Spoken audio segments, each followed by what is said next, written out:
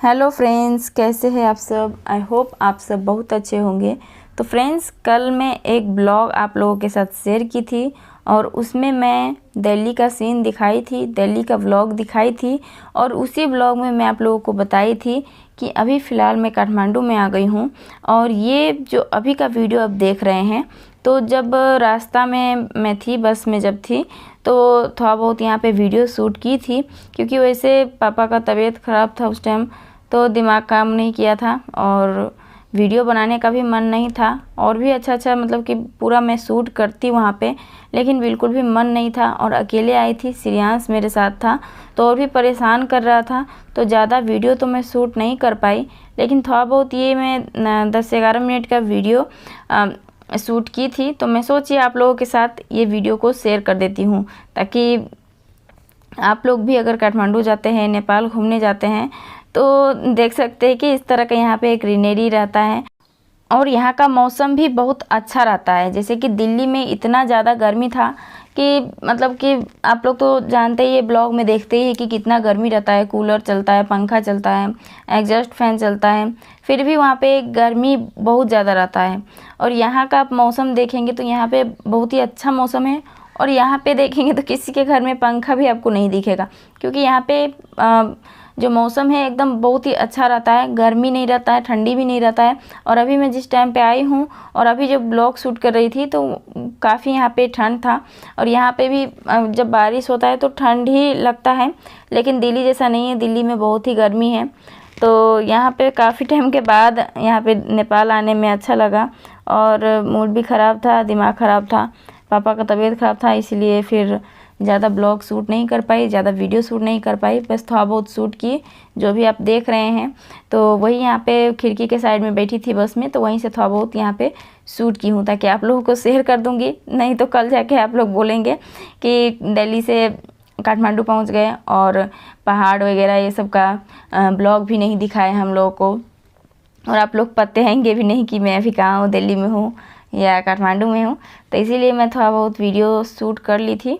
तो यहाँ पे देखिए, ये पहाड़ वगैरह इस तरह का आपको देखने को मिलेगा। ये इंडिया का सीन नहीं है, नेपाल बॉर्डर, सुनौली बॉर्डर होते हुए बस आई थी। मैं डायरेक्ट दिल्ली से नेपाल मतलब काठमांडू आई हूँ। तो आप लोग नेपाल का सुनौली बॉर्डर तो जानते होंगे, तो सुनौली बॉर्डर होते हुए यहाँ पे KTM आए हैं, काठमांडू आए हैं। तो ये मतलब कि ये मनकामना तरफ का सीन है।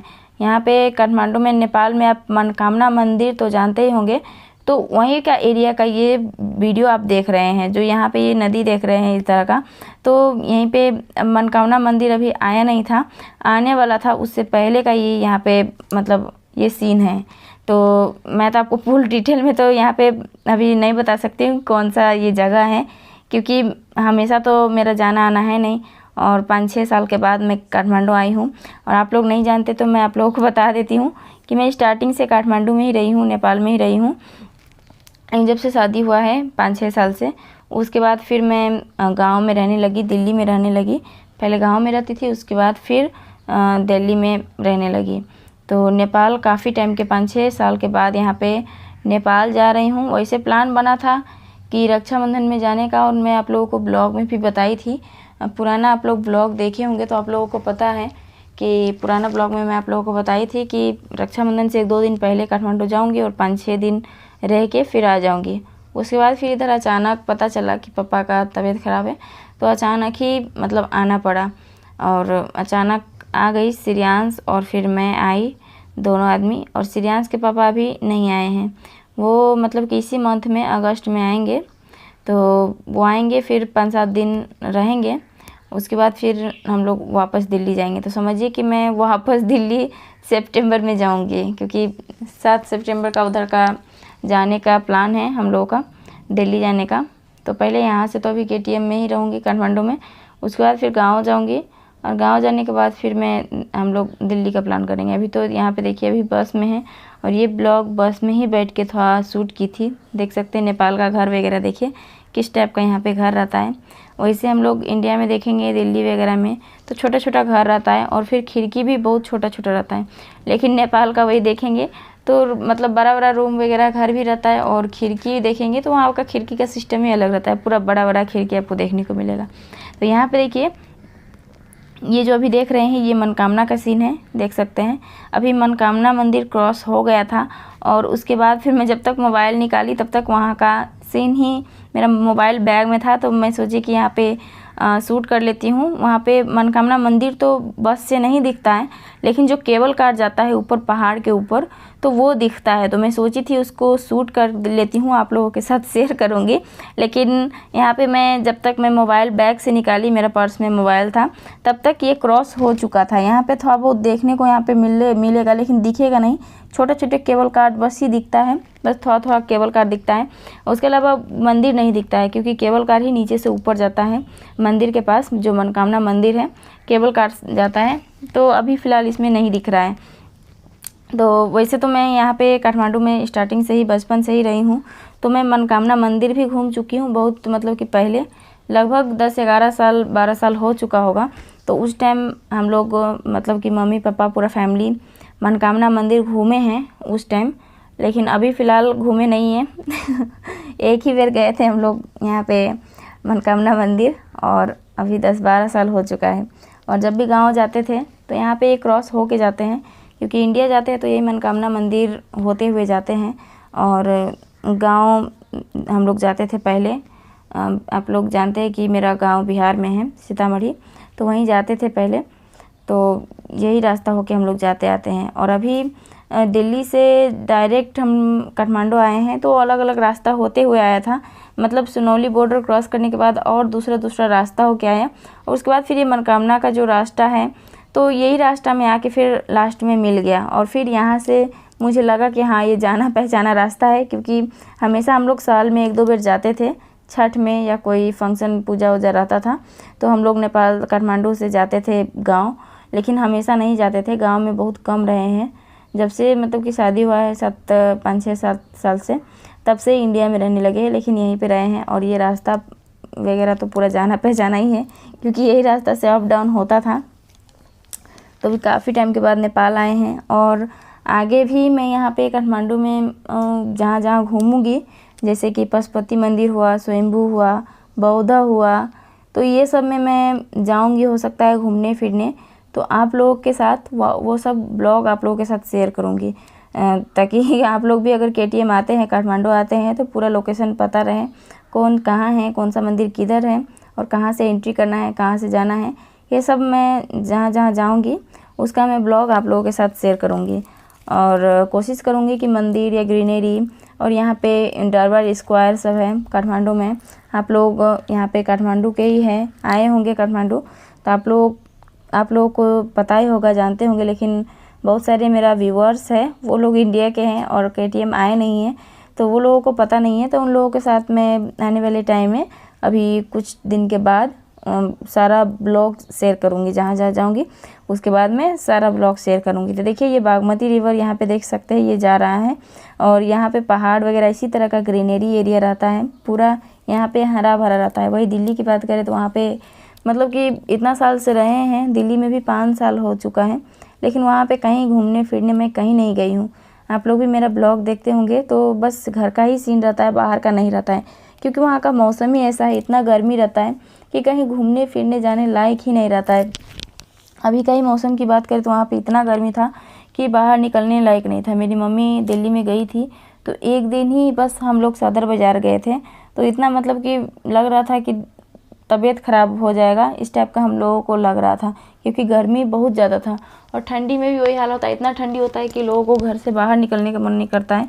तो वहाँ का मौसम बस 1-2 महीना 3 महीना इसी तरह सही रहता है, जैसे कि मार्च का मौसम वहाँ का सही रहता है, नवंबर का मौसम सही रहता है। उसके बाद तो ठंडी में ज़्यादा ठंडी रहता है और गर्मी में ज़्यादा गर्मी रहता है। वहीं नेपाल की बात करें तो यहाँ पे किसी भी मौसम में आप कहीं भी घूम सकते हैं, कोई दिक्कत नहीं है, क्योंकि यहाँ पे ज़्यादा गर्मी भी नहीं है और ज़्यादा ठंडी भी नहीं है। ठंडी में भी इस टाइप का ठंडी रहता है कि आपको पता ही नहीं चलता, बस यहाँ का पानी आपको ठंडा देखने को मिलेगा, पानी पूरा बर्फ़ जैसा रहता है, बर्फ़ का पानी से काम करना पड़ता है। लेकिन यहाँ पे धूप वगैरह डेली आता है, मतलब ठंडी में भी, तो ठंडी उतना पता नहीं चलता। वही गांव की बात करें, दिल्ली का बात करें तो वहाँ पे धूप ही नहीं दिखता है ठंडी में, इसीलिए और ज़्यादा ठंडी लगता है।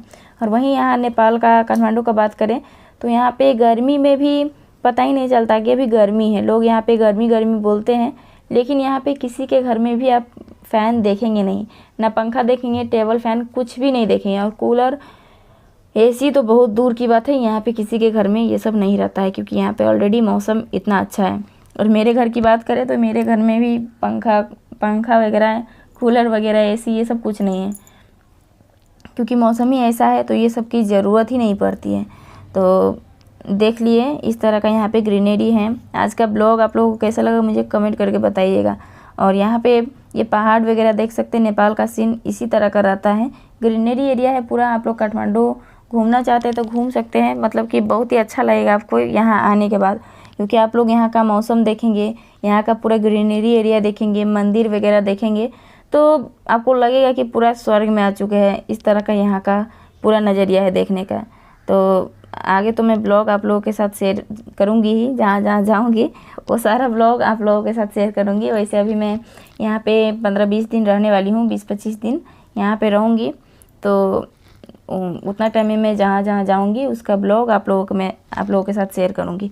उसके बाद फिर कब आऊँगी इसका कोई गारंटी नहीं है, क्योंकि अभी 5 साल के बाद 6 साल के बाद अभी काठमांडू आई हूँ। उसके बाद कब मौका मिलेगा पता नहीं है, क्योंकि हम लोग छठ में, दिल्ली से छठ में गांव जाते हैं, और साल में हम लोग 1-2 बार ही जाते हैं। और उस टाइम मेरी मम्मी भी नेपाल से गांव आई रहती है, तो हम भी अपना गांव जाते हैं ससुराल, और ससुराल से मायका में ही जाके, मतलब गांव में मम्मी पापा सबसे भेंट हो ही जाता है, तो नेपाल आने की ज़रूरत नहीं पड़ता है। और दिल्ली से इतना दूर आने में बहुत मतलब कि दिक्कत हो जाता है, और बच्चे को लेके तो और भी ज़्यादा दिक्कत होता है। तो अभी तो मतलब कि आई हूँ, इसके बाद फिर कब प्लान बनता है, 5 साल के बाद, 6 साल के बाद कब प्लान बनता है कोई ठीक नहीं है, क्योंकि हम लोग सोचते हैं कि गांव में मम्मी पापा से भेंट हो ही जाता है सब कुछ, तो फिर यहाँ आने की भी ज़रूरत नहीं है, क्योंकि उतना दूर आने से कोई फ़ायदा नहीं है। तो अभी तो 5-6 साल हो गया था, इसलिए हम लोग प्लान बनाए थे कि काठमांडू जाना है, लेकिन यहाँ पे पापा का तबीयत ख़राब हो गया था, तो जल्दबाजी में मुझे आना पड़ा।